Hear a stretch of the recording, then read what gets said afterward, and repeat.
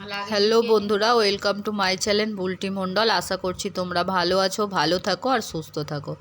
তো বন্ধুরা, good morning দিয়ে ভিডিওটা শুরু করেছি। আর আজকে শুভ গণেশ চতুর্থী।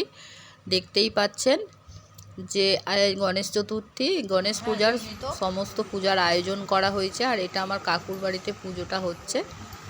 তো দেখতে থাকুন ভিডিওটা, কীরকম হয় সবটাই দেখাবো। আর ওই যে বসে পদ্ম ফুল ফোটাচ্ছে, ওটা কাকিমা। তো প্লিজ চ্যানেলটিকে ভালো লাগলে লাইক শেয়ার কমেন্ট অবশ্যই করবেন।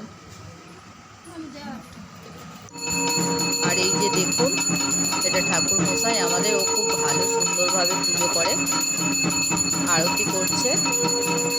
প্রায় পুজোটা শেষের দিকেই। তো দেখুন কেমন লাগলো অবশ্যই কমেন্টে জানাবেন।